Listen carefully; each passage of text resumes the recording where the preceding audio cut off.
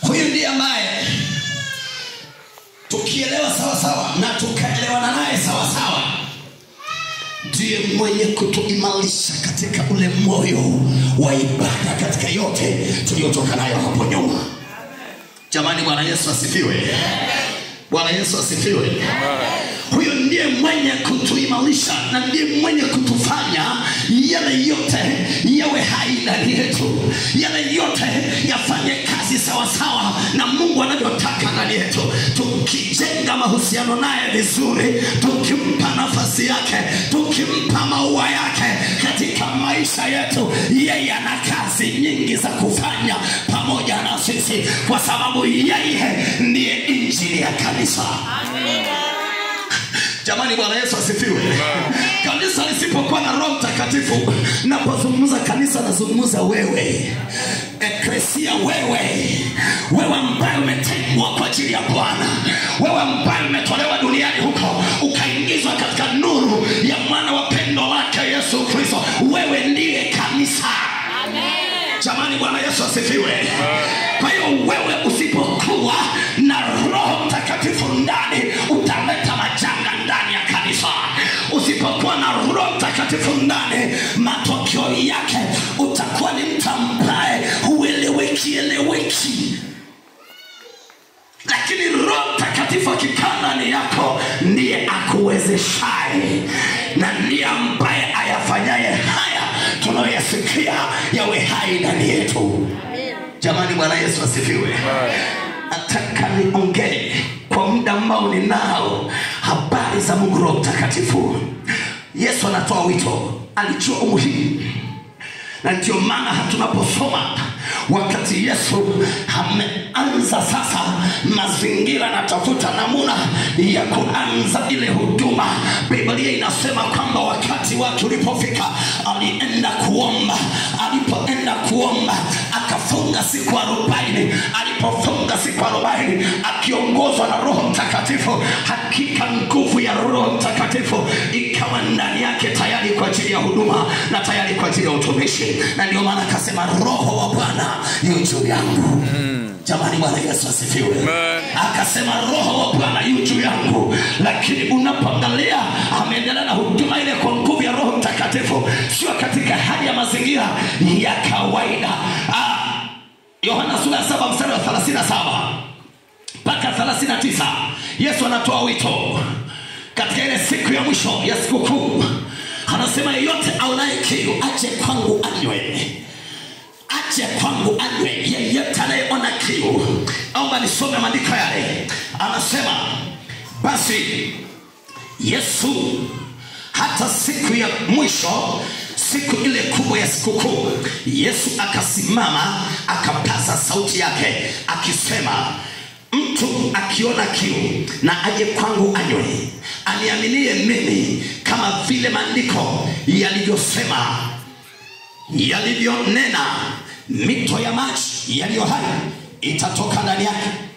Na neno hili alilisema katika habari ya Roho ambaye wale wamwaminio watampokea baadaye. Kwa maana Roho alikuwa hajaja kwa sababu Yesu alikuwa hajatukuzwa. Anaposema alikuwa hajatukuzwa, maana yake alikuwa hajafufuka na kupaa kwenda mbinguni. Inasema Yesu alipofufuka na kupaa kwenda mbinguni, akakilimiwa majina lipitalo majina yote, akakilimiwa jina linalopita kila jina duniani, akatukuzwa mno, akainuliwa mno. Ndio maana akasema mimi nitakapoinuliwa nitawavuta wengi waje kwangu. Jamani, Bwana Yesu asifiwe. Hapa nasema yasema maneno yale kwa habari ya maji yaliyo hai. Roho Mtakatifu ni mfano wa maji yaliyo hai yanayobubujikia uzima wa milele akikaa ndani ya mtu. Yani yeye anaziondoa kiu zote za maovu, kiu zote za uharibifu, alafu anamfanya huyo mtu awe karibu na mbingu, alafu aweze kuona uweza wa kifalme ukifanya kazi pamoja naye. Biblia inasema maneno haya Yesu aliyasema kwa habari ya Roho Mtakatifu ambaye alikuwa bado hajaja. kwa kuwa Yesu alikuwa bado hajatukuzwa. Ninaporudi pale kwenye kitabu cha pale nyuma, anasema kwamba ile Yohana pale mbele, Yohana ile kuanzia 14 na mpaka pale 16, anasema yapasa mimi niondoke, yawapasa mimi niende. Nisipoenda huyo Roho Mtakatifu hawezi kuja, lakini nikienda nitamwomba Baba amlete Roho Mtakatifu juu yenu ili akae nani. Jamani, Bwana Yesu asifiwe.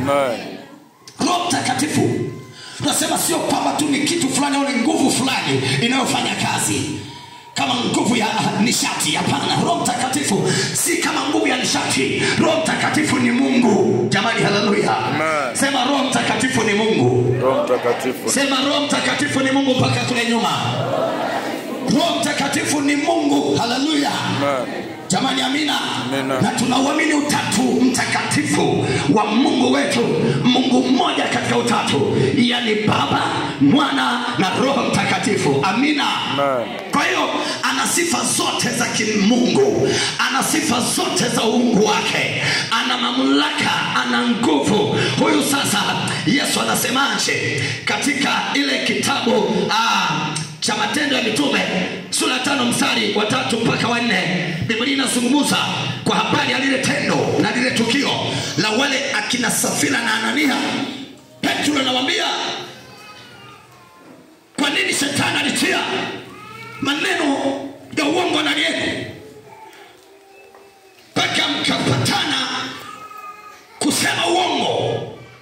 Anasema hamjayatenda hayo kwa mtu, ila mmeyatenda kwa Mungu. Na pala anasema mpaka mkadiriki kufanyaje? Kumdanganya Roho Mtakatifu. Roho Mtakatifu hadanganyiki. Sura ile ya 5 mstari wa 3 mpaka wa 4, maandiko yanasemaje?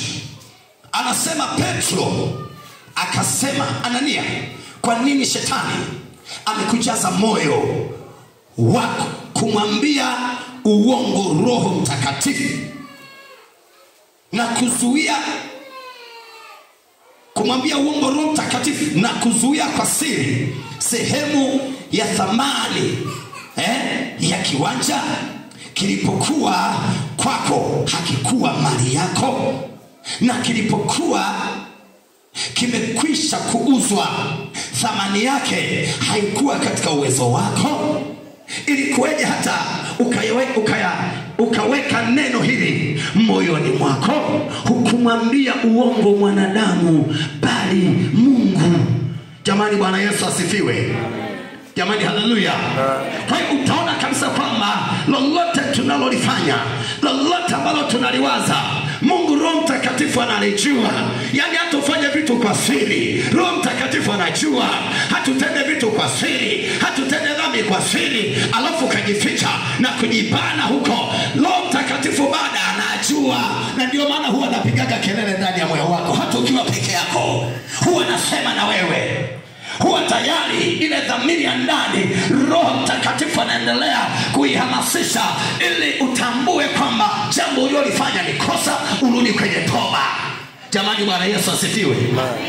Kwa hiyo chochote unachokifanya unakifanya machoni pa Mungu Roho Mtakatifu. Lakini kumbuka kwamba Roho Mtakatifu ni ahadi ya Baba, kama maandiko yanavyosema Yoeli ile sura ya 2 mstari wa 28, ni ahadi ya Baba kwa ajili ya watu wake katika siku za mwisho. Lakini pia Matendo ya Mitume sura ya 2 mstari wa 37 mpaka 39 utayaona hayo. Petro anayathibitisha baada ya kujazwa Roho Mtakatifu. Alafu watu wanasema hao wamelewa kwa vinyo mpya, kwa sababu waliona wakiendelea kunena kwa lugha mpya na kumwabudu Mungu na kumazimisha Mungu kwa nguvu zote, wakasema hao wamelewa kwa vinyo mpya. Petro akasimama akasema, sikilizeni, sivyo vile mnavyodhani ninyi. Sikilizeni, neno hili ni neno ambalo limetimia machoni penu, ni lile lililonenwa na nabii akisema, hata itakuwa siku za mwisho, sema Bwana, nitamimina roho yangu juu ya wote wenye mwili. Sasa tayari Roho Mtakatifu amemiminwa juu yetu, na mimi natamani hata mchana wa leo Roho Mtakatifu amiminwe juu ya kanisa lake. Haleluya.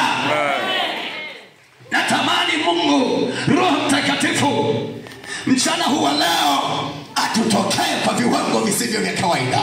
Na mimi naamini Roho Mtakatifu anapenda kututokea kwa viwango visivyo vya kawaida. Haleluya. Sikiliza, Yesu alithibitisha ahadi hii pia katika kitabu cha Luka 24 mstari wa 49. Ahadi ile iliyotoka kwenye kitabu cha Yoeli. Alafu Petro anasema, na Yesu mwenyewe kabla ya kupaa mbinguni baada ya kufufuka alithibitisha, anawaambia wanafunzi, kaeni humu mjini, kaeni hapa Yerusalemu, msitoke mpaka mmepokea ahadi ya Baba ambayo mlisikia habari zake. Bwana Yesu asifiwe. Kwa hiyo Yesu anathibitisha yale maneno na anawaamuru wakae pale mjini. Na mimi nasema kaa hapa Gilgali ili Bwana atimize mapenzi yake kwa maisha yako yote. Kaa kwenye madhabahu hii ili Bwana alithibitishe neno lake. Kama utakuwa ni mtu ambaye mara uko pale, mara uko pale, mara uko pale, unakuwa ni kama mtoto aliyekosa malezi ya wazazi wake, matokeo yake yanakuwa ni mabaya. Tulia Yerusalemu ya Gilgali ili Bwana akutokee kwa ishara na miujiza na maajabu.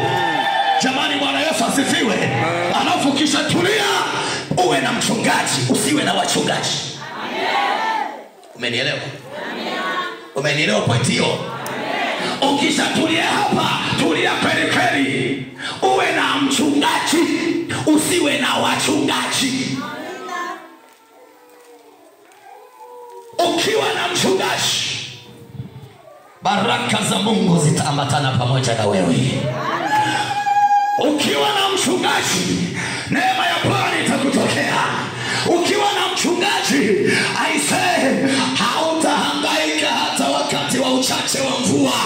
Hatujapopita katika maji mengi, hayatakugharikisha, maana una mchungaji. Umeketi chini ya mchungaji. Kuna washirika wanakuwa na wachungaji, yaani yuko hapa alafu ana wachungaji 6. Ana wachungaji 6.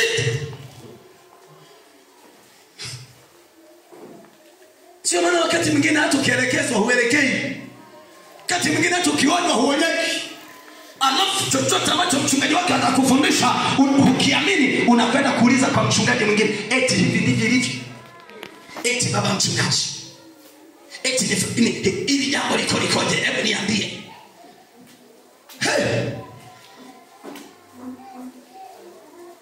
Huyo ni mtoto ambaye leo amelala hapa, kesho amelala Ntokela, kesho kutwa amelala Ndaga, kesho kutwa nyingine unakuta yuko Isionje, kesho kutwa nyingine unakuta yuko Kikondo, kesho kutwa nyingine unakuta yuko wapi, huko Malika, kesho kutwa nyingine unakuta yuko Swaya, kesho kutwa nyingine, mwaka mzima.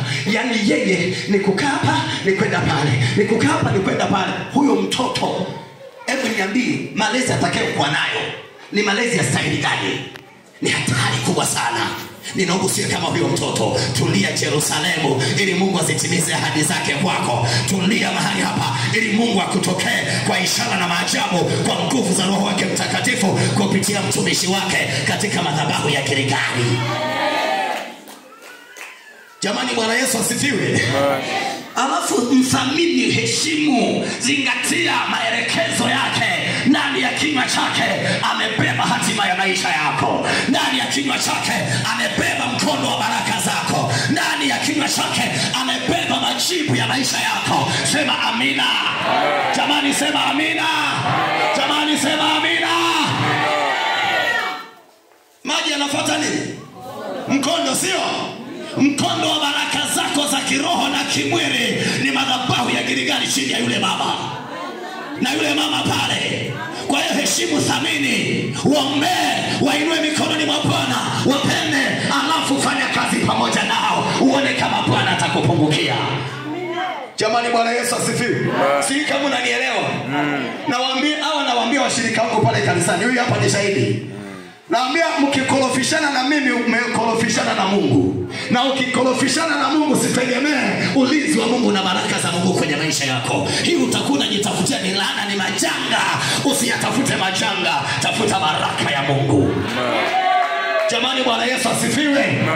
Mnanielewa pendwa? Jamani, mnanielewa? Na haya yote utayaelewa ukimruhusu Roho Mtakatifu afanye kazi pamoja na wewe.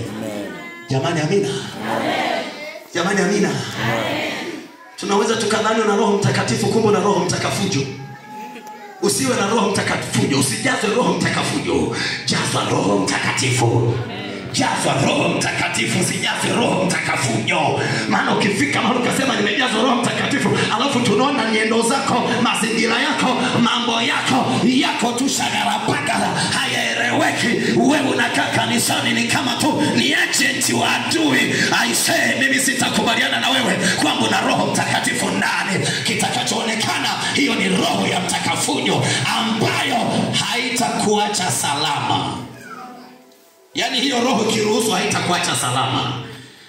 Awezaye kukuacha baki salama ni Roho Mtakatifu ukikaa naye vizuri chini ya maongozi ya watumishi wake ambao amewapaka mafuta na kuwasimamisha mbele yako. Jamani Bwana Yesu asifiwe. Jamani amina. Bado Bwana ameniweka juu ya wewe. Amina. Mafuta yaliyoko juu yangu hayako juu yako. Jamani tunaelewana? Mafuta yaliyoko, yani hata kama unasema unajua kuhubiri, unasema mimi naweza kuhubiri kuliko mchungaji, unajidanganya. Mimi naweza nikasimama pale mbele bila shida yoyote, unajidanganya. Mimi naweza nikafanya zaidi ya mchungaji anavyofanya, unajidanganya. Hiyo ni roho ya mtakafujo tu, inataka ilete mashambulizi ndani yako, ikuondoe kwenye network yako na Mungu. Jamani Bwana Yesu asifiwe. Yani hata kama una elimu kuliko ya kwangu ya kidunia, lakini mafuta yaliyo juu yangu ni makubwa kuliko elimu yako.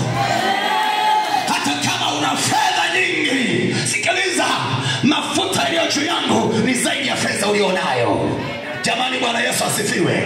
Hata kama ungekuwa mtu wa namna gani ambao unajulikana kwa majina na jina lako linajulikana kila kona na sifa zako zipo kila mtaa, sikiliza, mafuta yaliyo juu yangu haisemi makubwa kuliko jina lako. Jamani Bwana Yesu asifiwe. Kwa hiyo lazima ufike mahala Roho Mtakatifu akusaidie kunyenyekea chini ya mkono wa Mungu ulio hodari na chini ya watumishi wa Mungu. Si useme amina? Si useme amina mpendwa? Mbona unanikasirikia sasa hapo? Unataka iweje? Au unataka niseme yale unayotaka wewe? Mimi nitasema kila ambacho Mungu ananipa kusema. Tahubiri kila ambacho Mungu ananipa kuhubiri. Jamani Bwana Yesu asifiwe. Neno lile nitakalolipata kwa Bwana na ndilo nitakalolileta kwako. Jamani haleluya. Jamani amina. Ndio. Kwa hiyo thamini watumishi wa Mungu katika ukiwa chini ya uangalizi mkubwa wa Roho Mtakatifu ambaye hakika yeye anakaa ndani yako.